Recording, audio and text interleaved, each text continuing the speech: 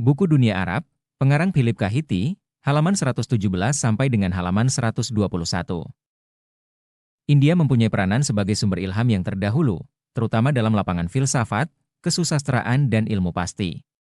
Kira-kira dalam tahun 773 seorang musafir India membawa sebuah karangan tentang astronomi ke kota Baghdad. Karangan Renana atas perintah khalifah diterjemahkan oleh Al-Fazari ke dalam bahasa Arab. Tentu dunia perbintangan menarik perhatian orang Arab sejak hidup mereka di gurun pasir, akan tetapi sampai kini hal itu belumlah merupakan suatu penyelidikan yang berdasar ilmu pengetahuan. Dengan giat Islam menaruh perhatiannya atas penyelidikan astronomi sebagai suatu cara untuk menentukan arah mana yang harus diambil tatkala melakukan sembahyang. Al-Khwarizmi yang kesohor itu, yang meninggal kira-kira tahun 850, mendasarkan daftar-daftar astronominya yang terkenal dalam lingkungan besar itu, atas pekerjaan Al-Fazan, ia juga menyusun sebuah ringkasan dari sistem astronomi India dan Yunani yang ditambahnya dengan hasil-hasil penyelidikan sendiri. Musafir India tadi juga membawa suatu karangan mengenai ilmu pasti, sehingga angka-angka yang disebut, angka-angka Arab di Eropa dan oleh orang Arab disebut, angka-angka India, dikenal oranglah dalam dunia Muslim. Kemudian dalam abad ke-9 orang India memberikan suatu sumbangan lain yang penting kepada ilmu pasti Arab, yaitu sistem desimal atau persepuluhan. Tatkala orang Arab menaklukkan daerah bulan sabit tak dapat diragu-ragukan bahwa warisan kerohanian Yunani lah yang merupakan harta yang paling berharga yang diketemukan di sana. Oleh sebab itu, Helenisme itu merupakan pengaruh yang paling hayati di antara semua pengaruh-pengaruh asing dalam hidup orang Arab. Pengaruh Yunani yang paling besar didapati di bawah pemerintahan Al-Mamun. Tendensi yang rasionalistis dari khalifah ini mengakibatkan sehingga ia menggunakan kitab-kitab filsafat Yunani untuk membuktikan dalilnya yang mengatakan bahwa ayat-ayat keagamaan haruslah sesuai dengan hukum-hukum budi. Dalam tahun 830 ia mendirikan di dalam kota Baghdad Gedung Ilmu, Jiang Kesohor itu, suatu kombinasi dari perpustakaan, akademi dan balai penterjemah, yang dalam berbagai hal merupakan lembaga pendidikan yang terpenting sejak pendirian Museum Iskandariah dalam bahagian pertama dari abad ketiga sebelum Masehi. Sampai kepada masa itu hanya sedikit sekali terjemahan-terjemahan yang dilakukan, satu sama lain tidak mempunyai perhubungan, dan diusahakan oleh orang-orang Kristen, Yahudi dan orang-orang yang baru memeluk agama Islam. Sejak zaman Al-Mamun dan yang dilanjutkan di bawah para penggantinya yang langsung, pekerjaan menterjemah itu sekarang terutama dipusatkan pada akademi yang baru didirikan itu. Masa penterjemahan dalam zaman Abbasiyah berlangsung kira-kira selama 1 abad sesudah tahun 750. Karena sebagian besar dari penterjemah-penterjemah itu berbahasa Aram, maka banyak di antara kitab Yunani yang terlebih dahulu diterjemahkan ke dalam bahasa Aram, Syria, sebelum bahan-bahan itu disalin ke dalam bahasa Arab. Bahasa Aramlah bahasa yang dipergunakan oleh Nabi Isa. Para penterjemah ke dalam bahasa Arab itu tidak menaruh perhatian atas hasil-hasil Yunani dalam lapangan kesusastraan. Persentuhan yang rapat antara jiwa Arab dengan drama, syair dan sejarah Yunani tidak ada terjadi. Dalam lapangan ini pengaruh Parsilah yang tinggal tetap berkuasa. Filsafat Yunani yang diciptakan oleh Plato dan Aristoteles, dan yang kemudian ditafsirkan oleh kaum Neoplatonis, itulah yang dipergunakan sebagai titik permulaan ke arah kemajuan penemuan-penemuan dalam lapangan kerohanian. Yang merupakan syaikh di antara para penterjemah itu, demikianlah nama yang diberikan oleh orang Arab kepadanya, ialah Hunain ibn Ishaq, Joannitius, 809-873, salah seorang sarjana yang paling besar dan mulia dari zaman itu.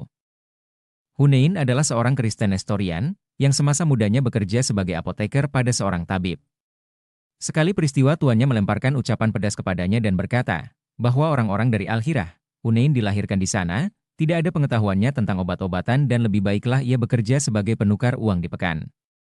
Hunain menganggap ucapan ini sebagai tantangan dan dengan air mata bercucuran ia meninggalkan pekerjaannya pada tabib itu, akan tetapi mulailah ia mempelajari bahasa Yunani. Di antara buku-buku yang lain, orang beranggapan bahwa Hunain juga menerjemahkan karangan-karangan Galenus, Hippocrates dan Dioscorides dalam bahasa Arab.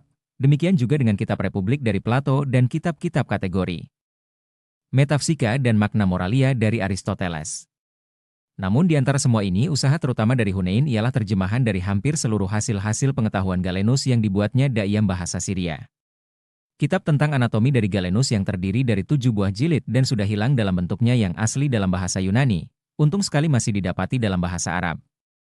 Terjemahan kitab Perjanjian Lama yang dibuatnya dalam bahasa Arab dan berasal dari kitab Septuaginta dalam bahasa Yunani, tidak ada lagi sekarang. Kecakapan Hunain sebagai penterjemah ditegaskan oleh berita yang mengatakan bahwa dia dan para penterjemah lain menerima upah sebanyak 500 dinar, kira-kira 11.000 rupiah, setiap bulan, dan bahwa Al-Mamun membayar kitab-kitab terjemahannya dengan emas seberat kitab-kitab yang bersangkutan. Tetapi puncak kemasyhuran yang dicapai oleh Hunain bukanlah sebagai penterjemah, melainkan sebagai tabib, yang diangkat oleh khalifah sebagai tabib pribadinya. Akan tetapi pada suatu kali pernah ia dimasukkan oleh khalifah selama setahun ke dalam penjara, karena ia menolak pemberian-pemberian berharga yang ditawarkan kepadanya untuk membuat racun untuk memusnahkan musuh. Tatkala ia kemudian dihadapkan di muka khalifah dan diancam dengan hukuman mati. Ia menjawab saja hanya mempunyai pengalaman dalam soal-soal yang memberi keselamatan dan saja tidak ada mempelajari yang lain dari itu. Kalau khalifah bertanya, seolah-olah hendak menguji kejujuran tabibnya itu, apa keberatannya untuk membuat racun yang memusnahkan itu? Hunain menjawab, 2 perkara agama dan pekerjaan saja. Agama saya menuntut supaya kita berbuat yang baik, bahkan terhadap musuh sekalipun, apalagi terhadap kawan. Dan pekerjaan saya adalah suatu pekerjaan yang diadakan untuk keselamatan manusia dan terbatas hanya kepada tugas untuk memberi keringanan dan kesembuhan. Di samping itu tiap tabib telah mengangkat sumpah tidak akan memberikan obat yang menewaskan kepada siapapun. Seorang penulis sejarah ketabiban modern berbangsa Prancis menamakan Hunain, orang yang paling besar dalam abad ke-9. Sebelum zarnan penterjemahan berakhir dapat dikatakan semua kitab-kitab karangan Aristoteles yang ada, di antara mana tentu banyak yang palsu, sudah dapat dibaca oleh orang-orang berbahasa Arab. Semua ini terjadi tatkala benua Eropa hampir belum mempunyai pengetahuan apa-apa tentang alam pikiran dan ilmu pengetahuan Yunani. Sebab tatkala Harun al-Rasyid dan Al-Mamun sudah giat menyelami filsafat Yunani dan Parsi, orang-orang di zaman mereka di dunia barat, yaitu Karel Agung dan kaum ningratnya, masih mencakar-cakar untuk belajar menulis namanya. Kitab Organon karangan Aristoteles, yang dalam terjemahan Arab disatukan dengan kitab-kitabnya bernama Rhetorica dan Poetica, serta kitab Isagoge karangan Porphyrius. Segeralah mengambil tempat di samping Parmasastera Arab sebagai dasar pelajaran-pelajaran humanistis dalam dunia Islam. Sampai sekarang kedudukan ini tidak berubah. Kaum muslimin menuruti anggapan para komentator Neoplatonis yang berkata, bahwa dalil-dalil ajaran Aristoteles dan Plato dalam wujudnya adalah sama. Teristimewa dalam lapangan sufisme, mistisisme Islam, dijumpai kenyataan pengaruh Neoplatonisme ini. Oleh karena usaha-usaha dari kedua sarjana Arab Avicenna dan Averroeslah, seperti yang dapat dilihat dalam bahagian yang berikut, sehingga dalil-dalil ajaran Plato dan Aristoteles itu menerobos ke dalam bahasa Latin dan mempunyai pengaruh besar dalam skolastik Eropa dari abad pertengahan. Masa penterjemahan yang lama dan subur ini dalam zaman Abbasiyah disusul oleh suatu masa pemberian sumbangan sendiri, yang kemudian akan diperbincangkan dalam suatu bab bahasa Arab, yang dalam zaman pra-Islam hanya merupakan suatu bahasa untuk puisi dan sesudah Nabi Muhammad SAW. Terutama sebagai bahasa untuk wahyu dan agama maka pada abad ke-10 dengan suatu cara yang aneh dan belum pernah kejadian menjelma menjadi suatu alat untuk menyatakan dalam kata-kata buah pikiran berdasar ilmu pengetahuan dan untuk mengucapkan pendapat-pendapat ilmu filsafat. Dalam waktu yang bersamaan bahasa Arab itu merebut kedudukan sebagai bahasa diplomasi dan bahasa pergaulan yang sopan di Asia Tengah, di seluruh Afrika Utara dan Spanyol. Sejak itu bangsa-bangsa Irak, Syria, Palestina, demikian juga dengan bangsa Mesir, Tunisia, Aljazair dan Maroko mengucapkan buah pikiran mereka yang terbaik dalam bahasa Arab.